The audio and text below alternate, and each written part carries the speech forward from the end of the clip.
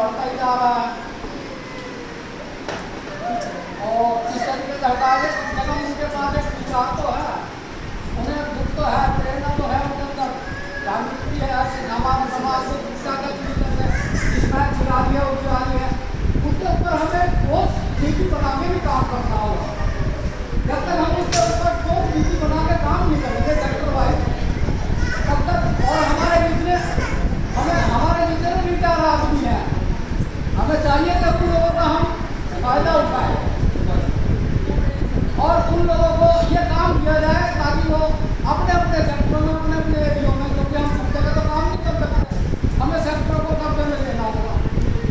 और वहाँ जितने भी रिटायर आदमी हैं अपने समाज के सबके, उनको सबको लेके और उनमें से आदमियों के कमेटी समिति बनाई जाए ताकि वो हर समाज अपने एरिया के अंदर नशे को रोक पाए। देखिए, मैं भी अपने समाज के अंदर, अपने एरिया के अंदर शराब को रोक रहा हूँ।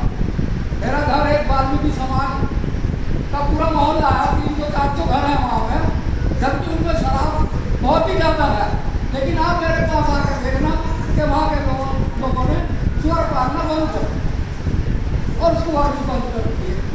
और अगर मैं आपको एक वीडियो दिखाऊँ, अभी का भी परसों की है मेरे पास बड़ी, तो आप यकीन नहीं कर पाएंगे कि ऐसा पान मेरे पास मौजूद है। तो हमें उसके लिए निरंतर प्रयास करना होगा ताकि हमारे समाज से शराब हट जाए। और बात करना ज्योतिबा फुले, महात्मा ज्योतिबा फुले, बाबा अम्बेडकर की देन है ये कि आज हम इस प्रकार से अपनी सोच के बारे में आगे बात कर पा रहे हैं। अगर वो हमको ना देते, सभी कितने काम उन्होंने किए हमारे लिए, अभी तो हम उनके रास्ते में चल के कुछ भी नहीं कर पा रहे हैं। कभी का हम लोग अगर वो ना होते तो हम लोग आज 12-12 घंटे ड्यूटी हो रहे हैं और 300 का 300 मरते हुए होते। तो उन्हीं की देन है अम्बेडकर जी की,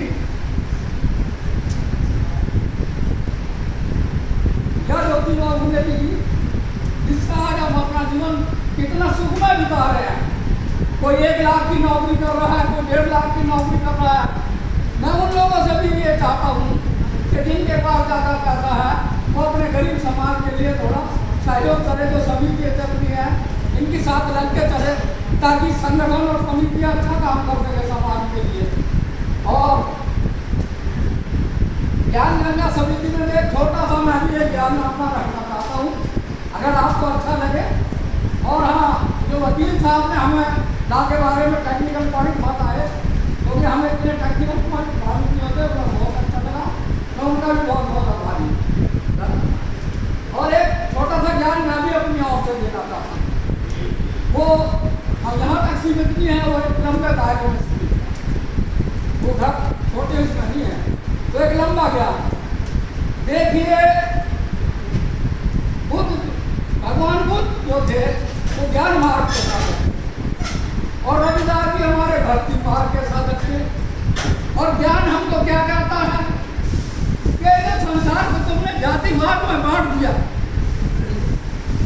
जो संसार को तुमने जातिवाद में बांट दिया, जाति नहीं, ये तो उन लोगों ने बांटा है जिन लोगों ने तुमको कभी उंगली ना देने की कसम खाई हुई है, वरना जाति को ढाई है।